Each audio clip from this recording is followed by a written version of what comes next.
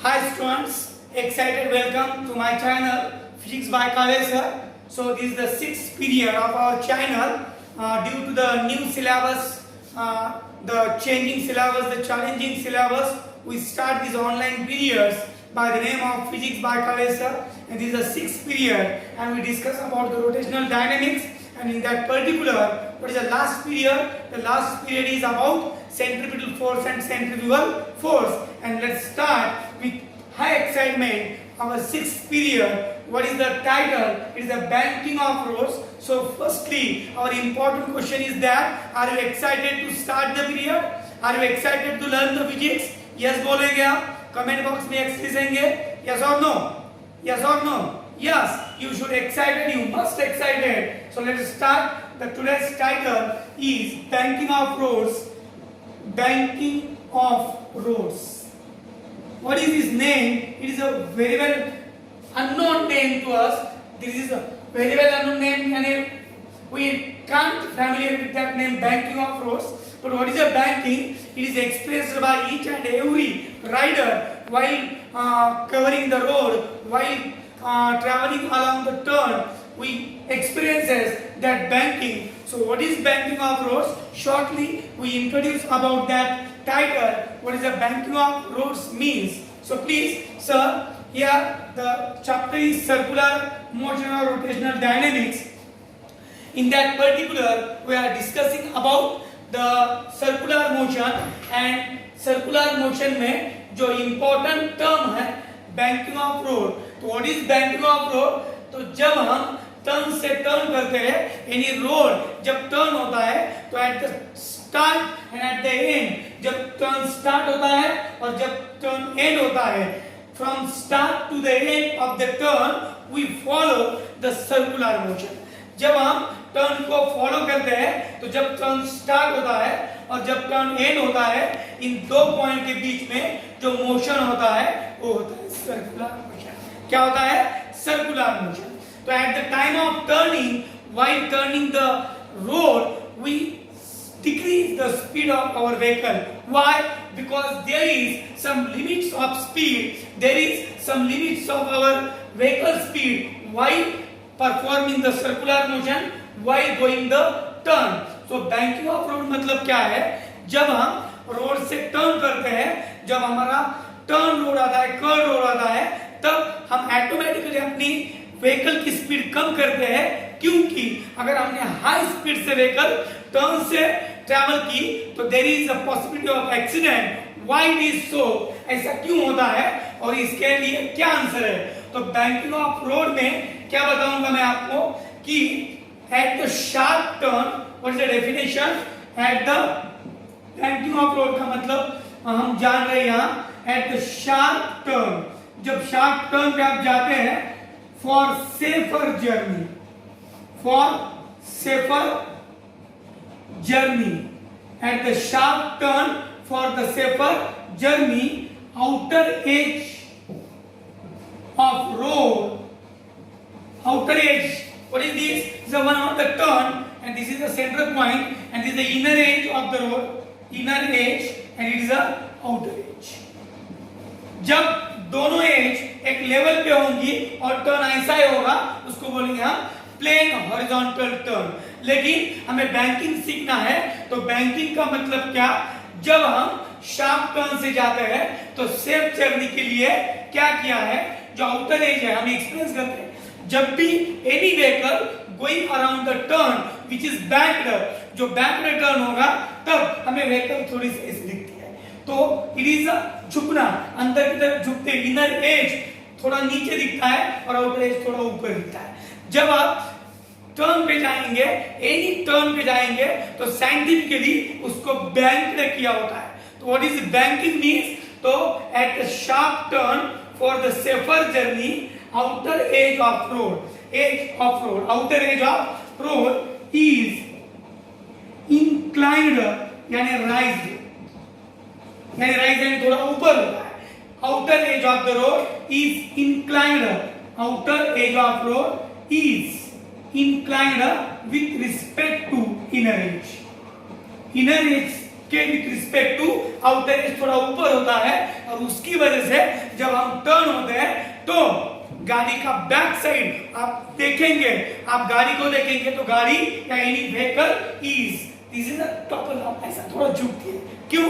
क्योंकि रोड का outer edge थोड़ा ऊपर होता है और इनर एज थोड़ा नीचे होता है, लेकिन स्ट्रेट रोड पे ऐसा नहीं होता। स्ट्रेट रोड पे दोनों एज यानी इनर एज है outer edge are at the same height, so it is called as plane horizontal road. क्या बोलते हैं इसको? Plane horizontal road. और जब टर्न आएगा तो आउटर एज ऊपर होगा और गाड़ी आपको ऐसे दिखेगी। क्यों? क्योंकि रोड में ऐसा किया है। क्यों किया है?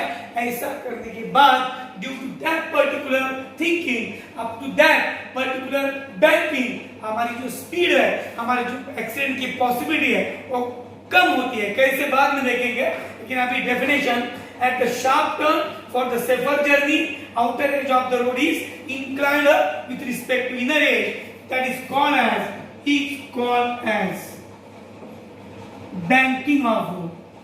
इसको हम कहते हैं बैंकिंग ऑफ रोड। किसको? आउटर एज को इंक्लाइन करना, आउटर एज को with respect to inner edge ऊपर करना, क्योंकि हमारी जर्नी सेफ हो, हमारे व्हीकल फास्टली उस टर्न से ट्रैवल करे, कवर करे उस टर्न को। अभी एक्सपीरियंस करो सर, हमारे कॉलोनी में या गांव में या सिटी में एक रोड ऐसा होता है कि बैंकिंग नहीं की होती, तो जब अल्टीमेटली बाय एक्सीडेंट और by miss matching of the engineers और दैट वर्कर्स कभी कभी बैंकिंग कम होती है, तो उस रोड से टर्न होते समय हमें डर लगता है कि हमारी गाड़ी, हमारी व्हीकल अभी स्लिप हो सकती है। हर एक को एक्सपीरियंस आया होगा, जब आप टर्न करेंगे, अगर रोड बैंक्ड होगा, अगर आउटर एज ऊपर होगा, तो आपको ग्रिप मिलेगी, आपको आपके व्हीकल को स्पीड मिलेगी, और with high speed we can cover that road safely due to that banking. That action को, रोड को ऐसा करना मतलब बैंकिंग करना। क्या करना है? आउटर एज को थोड़ा ऊपर करना है एट द शार्प टर्न। ये कब होता है, कहां होता है? ये सिर्फ टर्न पे होता है। तो जब टर्न में होगा तो स्ट्रेट रोड के दोनों एज सेम हाइट पे होंगे, उनको बोलेंगे हम प्लेन हॉरिजॉन्टल रोड। और जब टर्न आएगा तो आउटर एज ऊपर होगा, इसको बोलेंगे हम बैंक्ड रोड। क्या बोलेंगे? बैंक्ड। लेकिन कभी कभी टर्न बैंक्ड भी होते हैं और अनबैंक्ड भी, यानी टर्न पे भी कभी कभी दोनों एज सेम हाइट पे होते हैं, उस टर्न को हम अनबैंक्ड रोड कहेंगे या प्लेन हॉरिजॉन्टल रोड कहेंगे। प्लेन हॉरिजॉन्टल रोड यानी दोनों एज सेम हाइट पे, और बैंक्ड रोड यानी आउटर एज थोड़ा ऊपर, इनर एज थोड़ा नीचे, उसका मतलब होता है दिस रोड इज बैंक्ड। ये जो बैंकिंग और अनबैंकिंग है वो हम सिर्फ टर्न में बोलेंगे, क्योंकि हम टर्न क्यों ले रहे हैं? क्योंकि at the turn we follow the circular motion. The journey of any vehicle along turn is connected with, related with circular motion. Yes or no? So please concentrate। अभी हमने बैंकिंग ऑफ रोड देखा कि banking जब होती है तब road की surface ऐसे क्रॉस होती है, और ये हॉरिजॉन्टल लाइन। अभी ये हॉरिजॉन्टल लाइन इमेजिनरी निकाली है, तो हॉरिजॉन्टल लाइन से अभी ये दोनों एक सेम हाइट पे है, लेकिन अगर रोड को बैंक्ड करना है तो आउटर एज थोड़ा ऊपर उठाना पड़ेगा, और ऊपर उठाते समय अभी यहाँ जो एंगल बनेगा इसको बोलेंगे हम एंगल ऑफ बैंकिंग। क्या बोलेंगे? Angle of banking. Is angle of banking. और जितने डिस्टेंस से आउटर एज को ऊपर उठाया आपने उसको बोलेंगे इलेवेशन। क्या बोलेंगे? Elevation of outer as. Outer edge को क्या किया हमने? इलेवेट किया, ऊपर उठाया। क्यों? ऐसे ऊपर उठाने से क्या होता है? अपनी जर्नी सेफ होती है ऑन द टर्न। यानी जब टर्न अनबैंक्ड होगा तब आप गाड़ी चलाओ, टर्न से आपको एक्सपीरियंस होगा कि मेरी स्पीड ज्यादा नहीं चलेगी, यहां से ज्यादा स्पीड करूंगा तो मैं आउटर एक बाहर के हिसाब से यानी एक्सटर्नली खींचा जाऊंगा और गाड़ी स्लिप हो जाएगी। लेकिन जब वही रोड बैंक्ड होगा तो आपको ग्रिप मिलेगी, आपकी स्पीड बढ़ेगी। ये एक्सपीरियंस आप ले सकते हैं। अभी कैसा है थ्योरेटिकली हम बाद में देखेंगे, लेकिन अभी क्या है यहाँ कि डेफिनेशन समझ में आई, फिगर में ही देखा आपने कि ये जो रोड का सरफेस, इसको बोलने का रोड सरफेस, इसमें आउटर एज को ऊपर उठाया, इसके वजह से यहाँ इलेवेशन हुआ H, it is angle of banking. तो फिगर में थीटा यानी एंगल ऑफ बैंकिंग है। एंगल ऑफ बैंकिंग की डेफिनेशन क्या करेंगे? Suppose this is the road surface OA और this is the horizontal line OB। तो रोड सरफेस OA ने OB से, रोड सरफेस OA कैसी है? इसका आउटर एज ऊपर है, यानी अपना जो रोड होता है उसका हॉरिजॉन्टल सरफेस ये है, तो रोड का सरफेस ऊपर हिस्सा आउटर एज थोड़ा ऊपर उठाने के बाद रोड अपना क्रॉस दिखेगा, ये हमारा रोड सरफेस है। और ये इमेजिनरी हॉरिजॉन्टल लाइन है, इन दोनों के बीच में देयर इज एंगल, कुछ तो एंगल बना, उस एंगल को बोलेंगे एंगल ऑफ बैंकिंग, और उस डिस्टेंस को, उस हाइट को बोलने का एलिवेशन। तो यहाँ हमने बैंकिंग ऑफ रोड का अंडरस्टैंडिंग लिया। बैंकिंग ऑफ रोड क्यों जरूरी है? क्योंकि शार्प टर्न से अगर आपको सेफली टर्न करना है, हाई स्पीड से टर्न करना है, तो ये जरूरी है। क्यों जरूरी है बाद में इसका अलग सा पीरियड है, लेकिन अभी बैंकिंग ऑफ रोड का अंडरस्टैंडिंग मिला। एंगल ऑफ बैंकिंग यानी क्या? एलिवेशन। ये तीनों का रिलेशन हम देखेंगे अभी shortly. Suppose this is the road surface OA having breadth L, उसका जो विड्थ है रोड का L है, यहाँ एंगल ऑफ बैंकिंग है, और यहाँ H यानी एलिवेशन है। अगर फिगर में जाएंगे तो ट्रायंगल मिलेगा AOC, या AOB नहीं होगा, AOC सपोज। तो इस ट्रायंगल में अगर हमें H की वैल्यू निकालनी है तो ये चीज अपोजिट साइड ऑफ थीटा, हम साइन थीटा लिखेंगे। Sine theta is equal to, what is the formula? Opposite side H upon hypotenuse L. What is the L? Suppose L is the width of road. ये road की width है, यानी inner as और outer as में का straight line distance है, इसको बोलते हैं हम width of road। Suppose L है और ये अपोजिट साइड H, तो sin theta H upon L, तो H की वैल्यू क्या होगी? H is equal to L sin theta. What is this? H is equal to L sin theta. It is a formula for elevation. ये numerical के बहुत important है। जब हम न्यूमेरिकल छुड़ाएंगे, सॉल्व करेंगे इस चैप्टर के, तो आपको कभी-कभी एंगल ऑफ बैंकिंग और रोड का विड्थ देके आपका आउटर एज का एलिवेशन पूछेंगे, या 1 मार्क के क्वेश्चन में, एमसीक्यूज में ये इंपॉर्टेंट फार्मूला है। तो अभी हमने angle of banking of road का अंडरस्टैंडिंग लिया, उसमें एंगल ऑफ बैंकिंग देखा है, एलिवेशन देखा है। ये पूरा इंपॉर्टेंट टॉपिक अभी खत्म नहीं होगा, बहुत लंबा टॉपिक है, उसमें हमें 2 बड़े एक्सप्रेशंस निकालने हैं कि बैंकिंग ऑफ रोड में जो एंगल ऑफ बैंकिंग है उसका फॉर्मूला निकालना है। जब हम इस रोड से टर्न होंगे तो हमारी मैक्सिमम सेफ्टी स्पीड कितनी होनी चाहिए, मैक्सिमम कितने स्पीड से हम जा सकते हैं, इसका ही फॉर्मूला हमें यहाँ निकालना है। लेकिन this is the next discussion. लेकिन before that we have discuss again about the unbanked road. So let us discuss primarily what is अनबैंकिंग।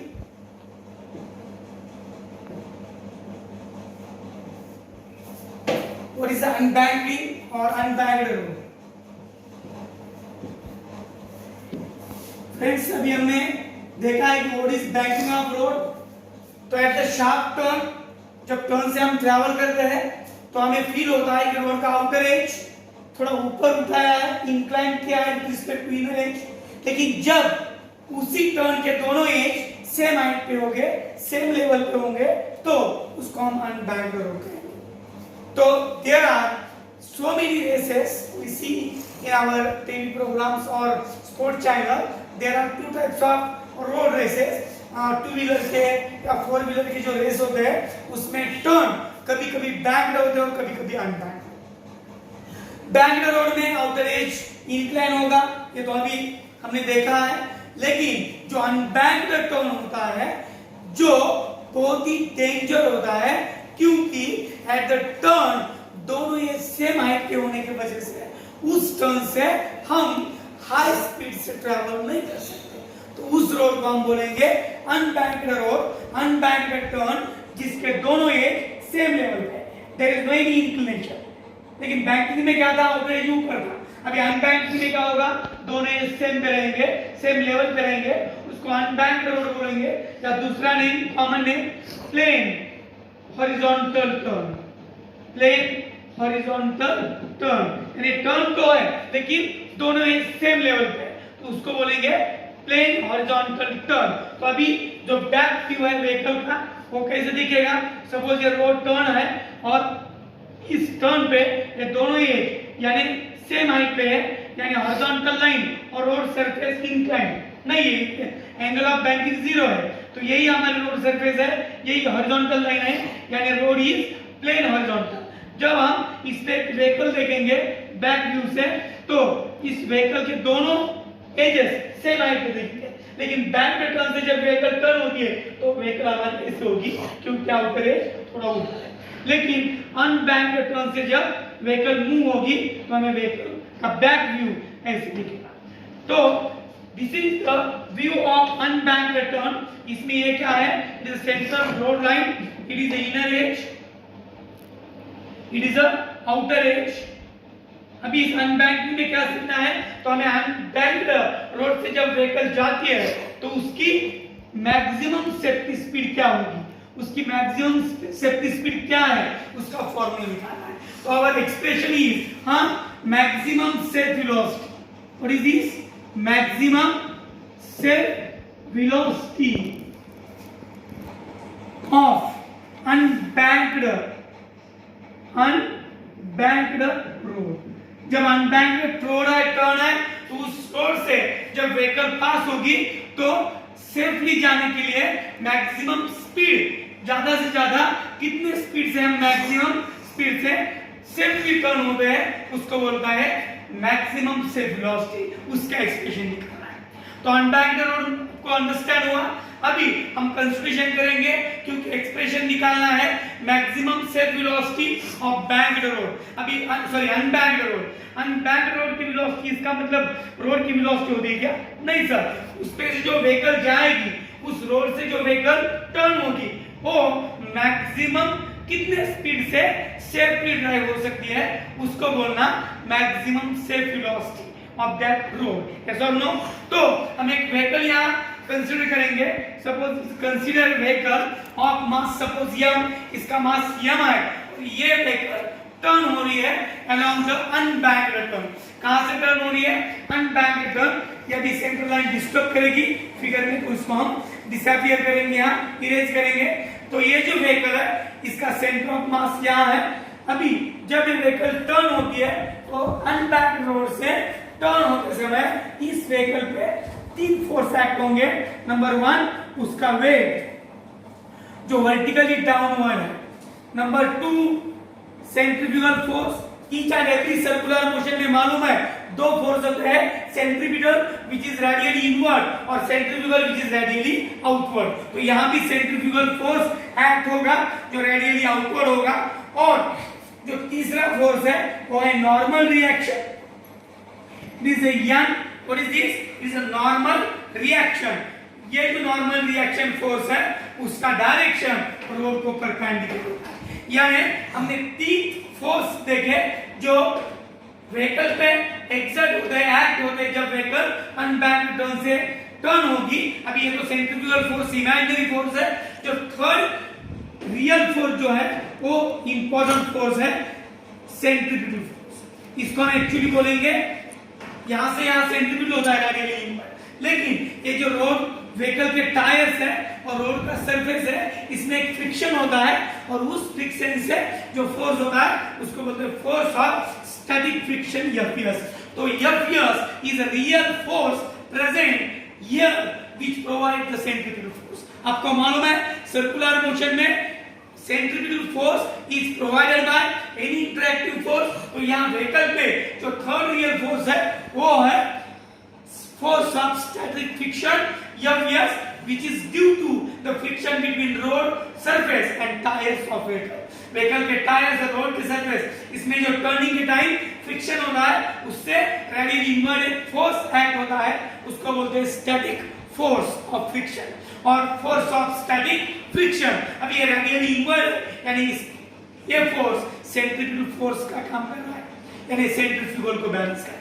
और यहाँ जो नॉर्मल रिएक्शन एक्ट हो रही है जो रोड सरफेस को परपेंडिकुलर है, तो वेट के अपोजिट में है, यानी वेट को बैलेंस कर रही है। तो कंसीडरेशन क्या है, consider vehicle of mass volume which is travelling, which is passing along unbanked turn.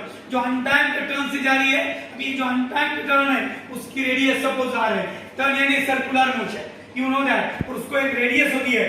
तो इस टर्न की रेडियस सपोज आर है, और आर रेडियस के टर्न से अनबैंक टर्न से एक व्हीकल टर्न हो रही है जिसका मास m है और वो जो व्हीकल है वो सेफ वेलोसिटी v से मैक्सिमम वेलोसिटी v से सेफली क्या होती है ड्राइव। ये हमारा कंसीडरेशन है। Once again I repeat, consider a vehicle of mass small m which is traveling along an unbanked road with self velocity v। v इतने self velocity है, एक व्हीकल जिसका मास m है वो एक अनबैंक्ड टर्न से जिसकी रेडियस r है उस टर्न से ट्रैवल हो रही है। तो at the time of traveling, at the time of vehicle turning over that road, then the three real forces are acting on that vehicle. One is weight of vehicle which is vertically downward. Other is normal reaction which is vertically upward and perpendicular to the plane surface, road surface. And third is force of static friction which is radially inward. अभी इसमें mathematical illustration क्या है जो अभी figure दिख रहे हैं हमें यहाँ साफली आपको दिखता है कि जो नॉर्मल रिएक्शन नाम का फोर्स है वो exactly opposite to the weight है। तो normal reaction balances the weight of vehicle. तो उसके लिए हमें एक मैथमेटिकल इक्वेशन मिलेगा n is equal to mg। n is equal to mg equation number 1। ये समझ में आया?